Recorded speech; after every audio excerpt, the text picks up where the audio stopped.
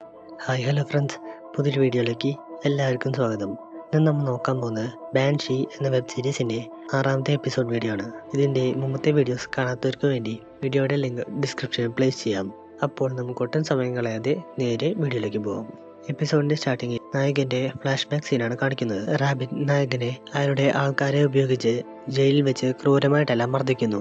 അയാൾ നായകനോട് നീ കൊടുത്ത ഡയമണ്ടുമായി തൻ്റെ മകൾ എവിടേക്കാണ് പോയത് എന്ന കാര്യമെല്ലാം ചോദിക്കുന്നു. എന്നാൽ നായകൻ തനിക്ക് അതിനെപ്പറ്റിയൊന്നും അറിയില്ല എന്നും താൻ അവിടെ നിന്നും ഓടി രക്ഷപ്പെട്ടോ എന്ന് മാത്രമാണ് അവളോട് പറഞ്ഞതെന്ന് റാബിറ്റിനോട് പറയുന്നു. അപ്പോഴാണ് നമുക്ക് കാരി റാബിറ്റിന്റെ മകളായിരുന്നു എന്ന കാര്യമെല്ലാം മനസ്സിലാവുന്നത്. റാബിറ്റിന് നായകന്റെ കയ്യിൽ നിന്നും ആവശ്യത്തിന് ഇൻഫർമേഷൻ ഒന്നും ലഭിക്കാത്തത് കൊണ്ട് അയാൾ ജയിലിലുണ്ടായിരുന്ന ഒരു ഡോണിനോട് നായകനെ ക്രൂരമായിട്ടെല്ലാം ടോർച്ചർ ചെയ്യാൻ വേണ്ടി പറയുന്നു. ഡോൺ ഇത് കേട്ട ഉടൻ തന്നെ തൻ്റെ കയ്യിലുണ്ടായിരുന്ന കത്തിയെല്ലാം ഉപയോഗിച്ച് നായകന്റെ ശരീരത്തിലെല്ലാം കുത്തിയിറക്കുന്നു.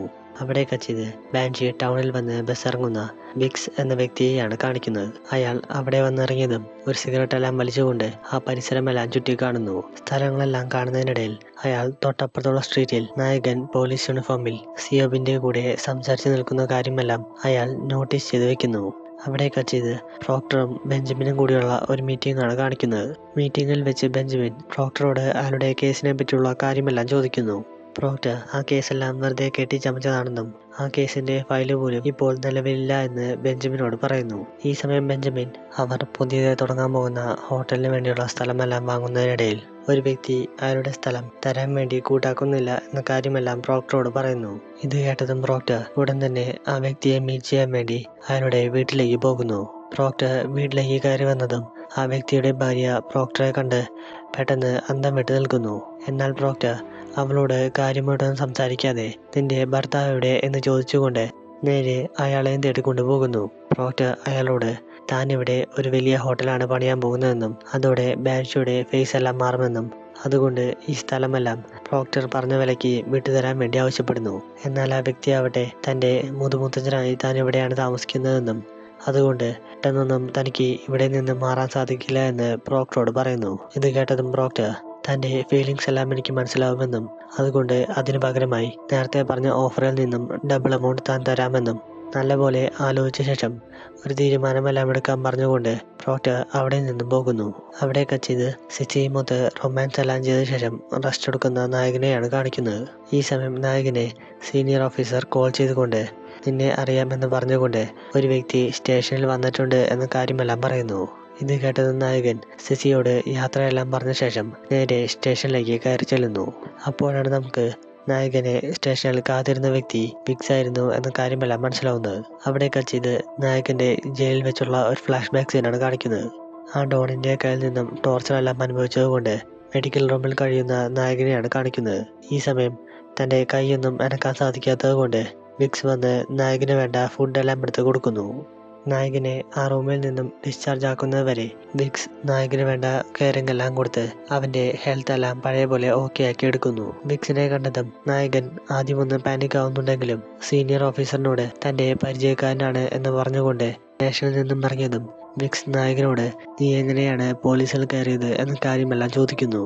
എന്നാൽ നായകൻ തനിക്ക് അതൊന്നും പറയാൻ വേണ്ടി സമയമില്ലെന്നും നീ എത്രയും പെട്ടെന്ന് ഈ നാട്ടിൽ നിന്നും പോകണമെന്നുമെല്ലാം അവനോട് പറയുന്നു. നായകൻ വിക്സിന് വേണ്ട ഫുഡെല്ലാം മേടിച്ചു കൊടുത്ത ശേഷം അവന് ഒരു ഹോട്ടലിൽ റൂമെല്ലാം കൊടുത്ത് അന്നത്തെ രാത്രി അവിടെ താമസിപ്പിക്കുന്നു. അവിടെ കച്ചിത് ഫ്ലാഷ് ബാക്കിൽ ജയിലിൽ വെച്ച് വിക്സ് നായകന് അവനെ അടിച്ച ഡോണിനെ പറ്റിയുള്ള കാര്യമെല്ലാം പറഞ്ഞു കൊടുക്കുന്നു.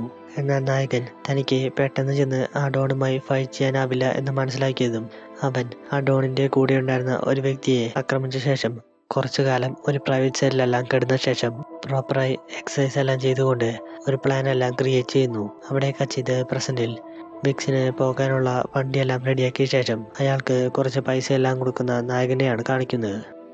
നായകനോട് ഒരുപാടധികം നന്ദിയെല്ലാം പറഞ്ഞ ശേഷം അവനോട് ലേറ്റ് ആവാതെ ഡ്യൂട്ടിക്കെല്ലാം ജോയിൻ ചെയ്യാൻ വേണ്ടി പറയുന്നു.